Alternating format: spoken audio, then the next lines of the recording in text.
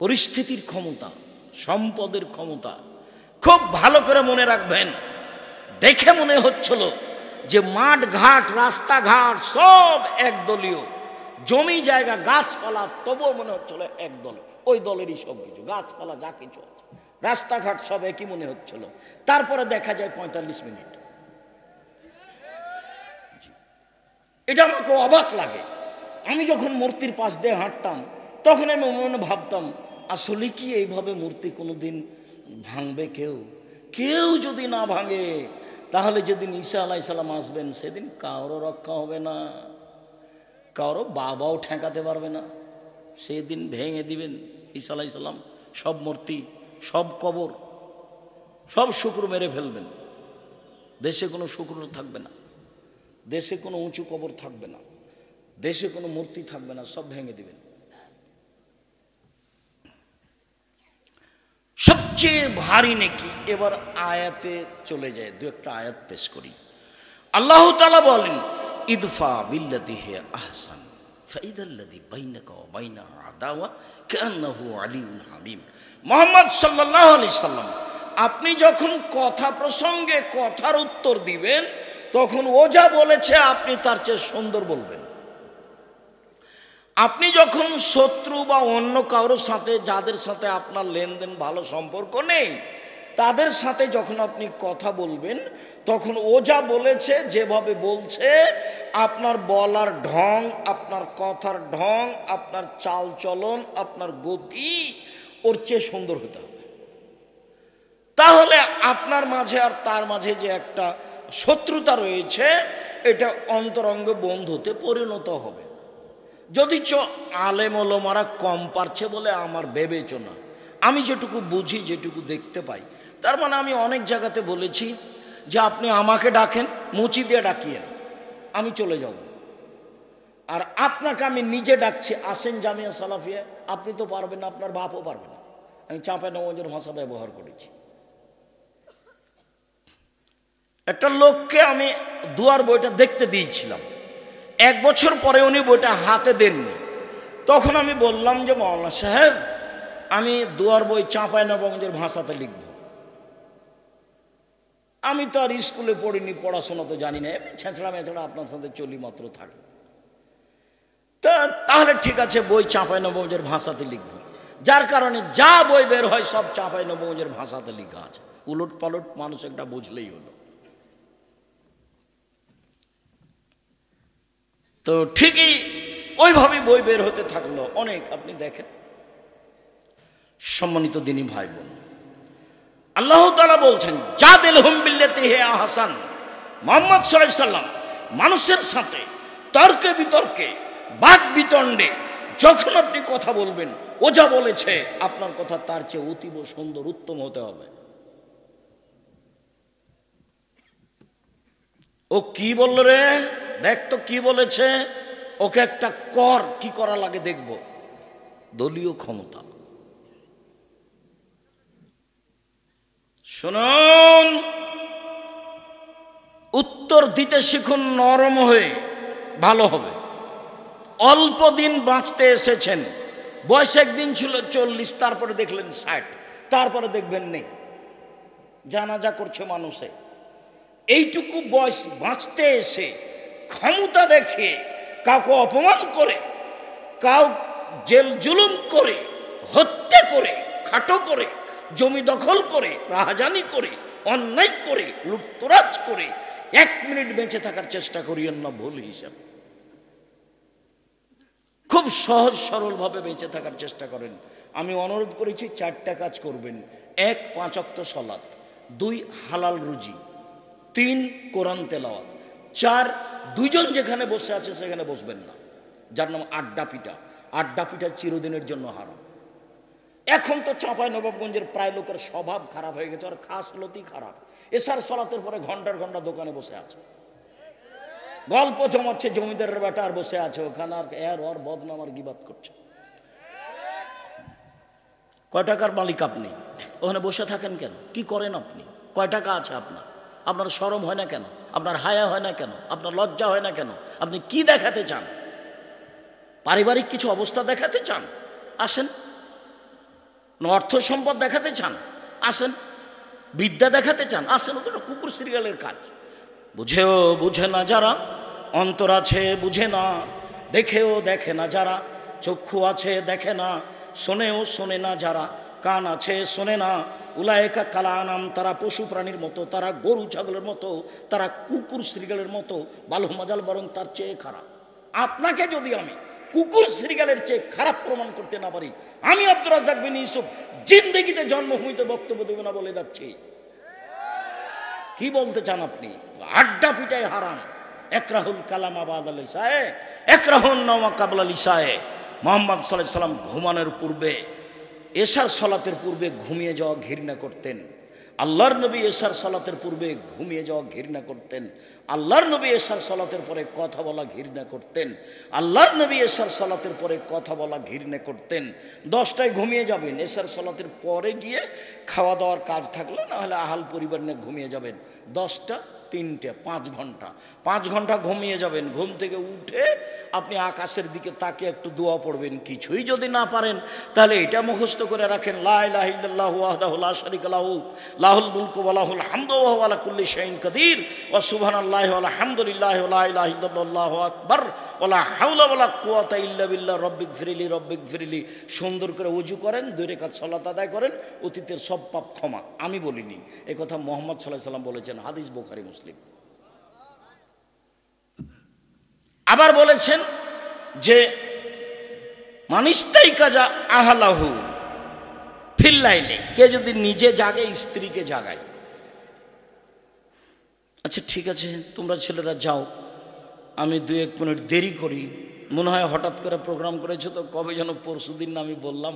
আচ্ছা ঠিক আছে, তাহলে ঠিক আছে প্রোগ্রাম করো।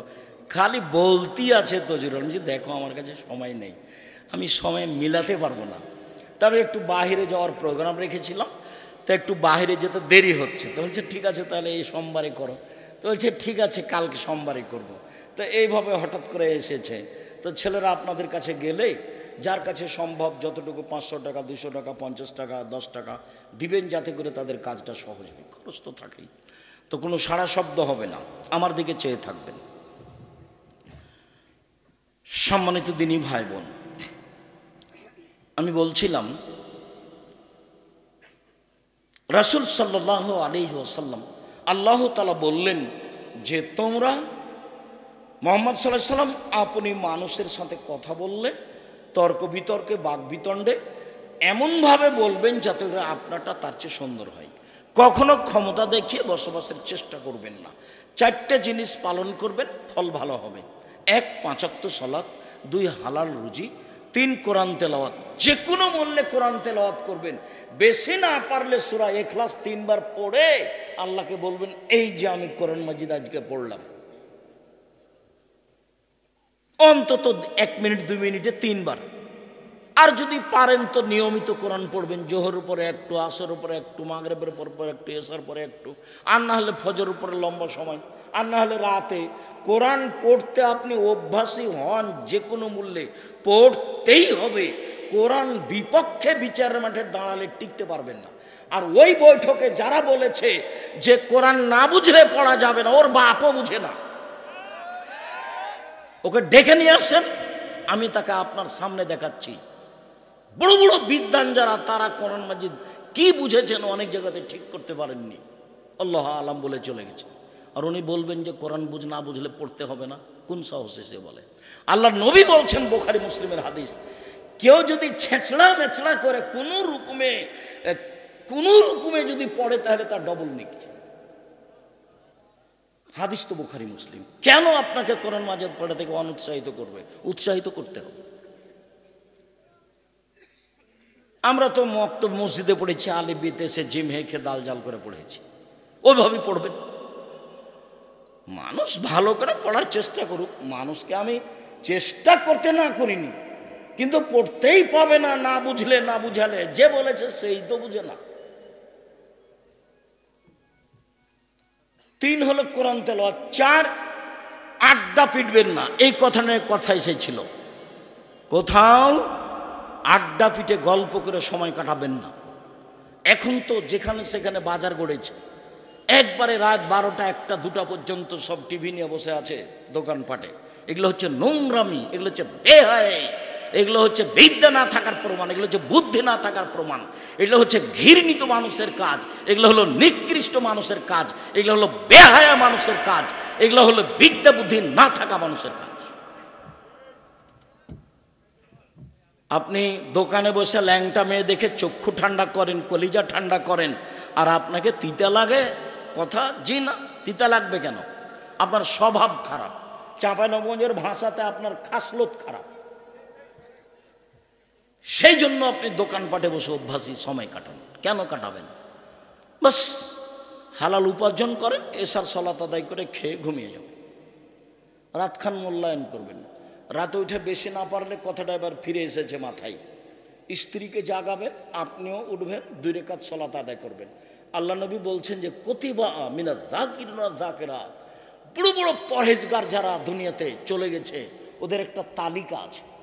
আপনি যদি রাতে উঠে আপনার স্ত্রী সহ 2 রাকাত নামাজ পড়তে পারেন, তাহলে আপনার নামটা ওই তালিকায় লিখে দেওয়া হবে। এই কথা মুহাম্মদ সাল্লাল্লাহু আলাইহি ওয়াসাল্লাম বলেন। আমি যদি বুঝাতে না পারি আবার বলি, আল্লাহ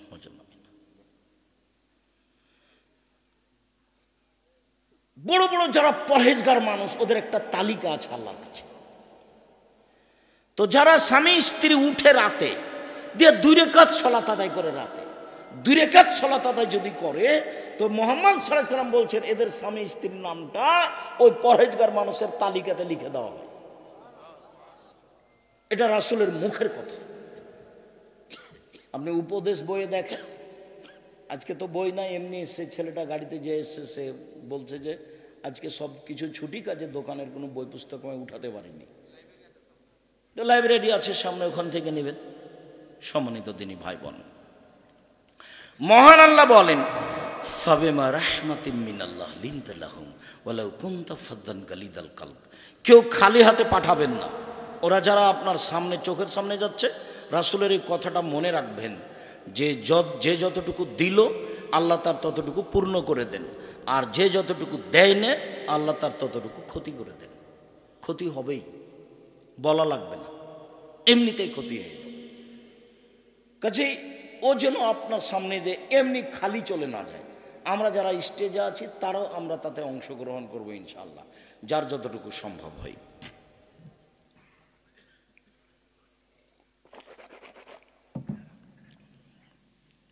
মহান আল্লাহ বলেন ফাবিমা রাহমাতিন মিনাল্লাহ লিনতা লাহুম ওয়ালাউ কুনতা ফাদ্দান গালিদাল কলব লানফাদ্দু মিন হাওলিক।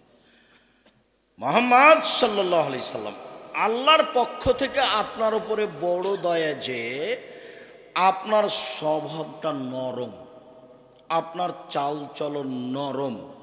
ওয়ালাউ কুনতা ফাদ্দান গালিদাল কলব, যদি আপনি কঠোর কর্কশ স্বভাবের মানুষ হতেন, লানফাদ্দু মিন হাওলিক, তাহলে মানুষ আপনার পাশ থেকে সরে যেত, আপনার পাশে কেউ থাকতো না। আল্লাহর এটা দয়া। তাহলে মনে রাখবেন, যার মুখ খারাপ, যে বউকে গালি দেয়, মানুষকে গালি দেয়, একটুতেই 19-20 হলে একবারে খেপে যায়, একটু সাইকেলটা গাড়ির চাকাটা আর একটা গাড়ির সাথে লেগে গেছে, তো মনে হচ্ছে মানুষও নয়, কুকুরও এত এভাবে খেপে উঠবে না। অবাক কথা, তার চরিত্র বলে কোনো জিনিসই নাই, তো ভাবে খেপে যাচ্ছে। এই যারা গাড়িতে উঠে গাড়ি চালায়, যারা ওই যে টাকা আদায় করার নাম কি, কন্ডাক্টর, এরা যে আচরণ করে 2 টাকা 1 টাকার কারণে, অনেক প্যাসেঞ্জার 2 টাকা 1 টাকার কারণে যেসব আচরণ করে, এই যে ভ্যানওয়ালা, এর ভ্যানটা ওর সাথে ঠেকে গেছে, এমন গালি দিল, এবারে চাঁপাইনবাবগঞ্জের ভাষাতে মন ঠান্ডা করে গালি দিল, জি ঠান্ডা করে দিল। একটা আর এক জায়গাতে বেঁধে গেছে, তো নো দিল। মানে স্বভাবই নয় এগুলো, একেবারে স্বভাব খারাপ তার। এটা মন মতো চলবে, যে নাফসানি খায়ে সাথ নিয়ে চলবে, যে সে যাবে। আপনি দোকানে বসবেন কেন? ওখানে তো ল্যাংটা মেয়ে আছে, ওখানে বসবেন কেন?